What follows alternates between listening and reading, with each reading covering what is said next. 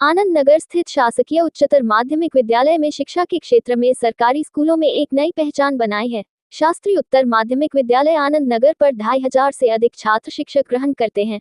शासकीय उच्चतर माध्यमिक विद्यालय के प्राचार्य एस.के. उपाध्याय ने बताया कि विद्यालय पर छात्रों की सर्वांगीण विकास पर ध्यान दिया जाता है। 10वीं एवं 12वीं के बोर्ड परीक्षा परिणाम उत्कृष्ट रहे एवं 17 छात्रों को मुख्यमंत्री मेधावी छात्र योजना का लाभ मिलेगा, जिन्होंने 75% से अधिक अंक हासिल किए हैं। इसके साथ ही यहाँ पर शिक्षा को रोजगार से जोड़ा गया है एवं अनेक कंपनियों में यहाँ के छात्रों को रोजगार मिला है और शीघ्र यहाँ पर प्लेसमेंट के लिए अलग से सेल बनाया जाएगा। Not only in Bhopal, Sambhag, all over MP, one of the credible school, government higher secondary school, Anand Nagar. Lot of innovations, lot of academics, और इसका प्रूफ यही है कि number of students one of the highest strength in the government school is government higher secondary school Anand Nagar, and the credit goes to its principal Mr. S.के. Upadhyay sir. जो हाल ही में board परीक्षा परिणाम आए, पहले तो हम इनके बारे में जानना चाहेंगे।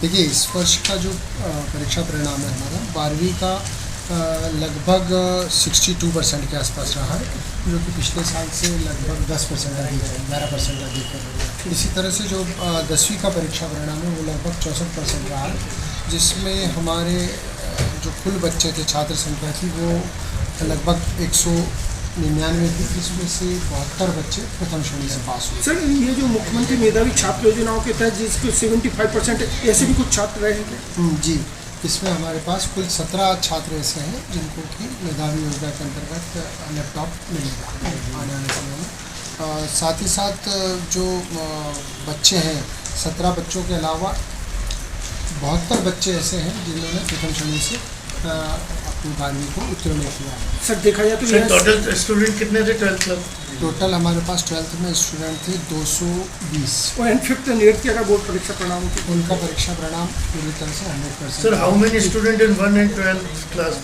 फर्स्ट टू 12th टोटल हमारे पास है 2564 बच्चे। सर, देखा जाए जहाँ गवर्नमेंट स्कूल में कहा जाए किसी इतनी तरह की स्ट्रेंथ देखने नहीं मिलती है, क्या कारण है कि जो बच्चे यहाँ पर इतना अट्रैक्ट होते हैं, उतना यहाँ एजुकेशन लेना चाहते हैं, क्योंकि ये दूसरे स्कूलों के लिए भी अपॉर्चुनिटी है उनको सोचने के लिए? देखिए, इसके 2-3 कारण हैं। पहला कारण तो ये है कि जो हमारे यहाँ टीचर्स तो फिर पढ़ाई पे ध्यान देते ही देते, साथ ही साथ हमने इस साल, पिछले 2 सालों से हमने ये प्रयास शुरू करा है कि बच्चों को रोज़गार परक शिक्षा मिल सके, और इसके लिए हमने विभिन्न जो संस्थाएँ हैं, विभिन्न उद्योग हैं, उनके साथ हमने संपर्क करना शुरू किया है। पिछले वर्ष भी हमारे यहाँ से कुछ बच्चों का मारुति में एज ए ट्रेनिंग जॉब लगा था।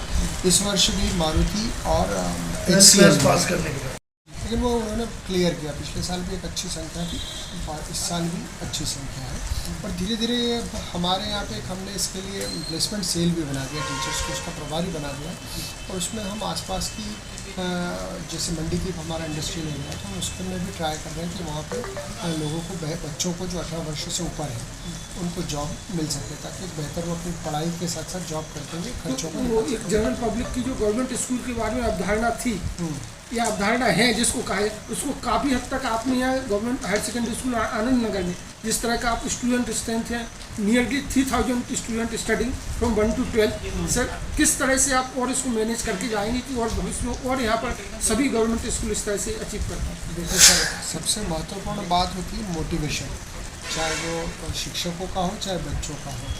तो हम मोटिवेशन के लिए भी हम बहुत सारे इसमें क्लासेस भी लगाते हैं, बच्चों के लिए भी और इवन हमारे यहाँ टीचर्स के लिए भी किया जाता है, कि जिससे वो ज़्यादा से ज़्यादा शिक्षा का महत्वपूर्ण उद्देश्य बच्चों का सर्वांगीण विकास करना, और इसी के लिए हम पूरे प्रयास करते हैं सारी चीज़ें। तो देखा जाए तो यहाँ सर्वांगीण विकास का, तो सर्वांगीण विकास में हम बच्चों का, जैसे कि आप जिनको कर रहे हैं सांस्कृतिक गतिविधि, हमारे यहाँ अनुगूंज कार्यक्रम जो स्कूल शिक्षा विभाग का होता है, उसमें हमारे यहाँ से हर साल लगभग 25 से 30 बच्चे पार्टिसिपेट करते हैं। बाल रंग में भी हमारे यहाँ प्रदर्शनी वगैरह जो लगाते हैं, उसमें भी इवन नृत्य वगैरह जो होते हैं उसमें भी हमारे यहाँ के बच्चों को काफ़ी अच्छा इनाम मिलता है। इंस्पायर अवार्ड में पिछले साल हमारे यहाँ के बच्चे नेशनल तक गए थे, इस बार फिर ईश्वर ने चाहा तो कुछ अच्छा करेंगे। क्योंकि चूँकि इंस्पायर अवार्ड में अभी भी चयनित हुए बच्चे। Government higher secondary school Anand Nagar जिससे लोकेटेड है, आसपास के क्षेत्रों के बच्चे यहाँ पर ज़्यादा आना चाहते हैं पढ़ने के लिए, तो शासन से कुछ ऐसी उम्मीद है कि कुछ ट्रांसपोर्टेशन वगैरह के लिए उनको रिबेट या कोई फी वगैरह प्रोवाइड हो जाए।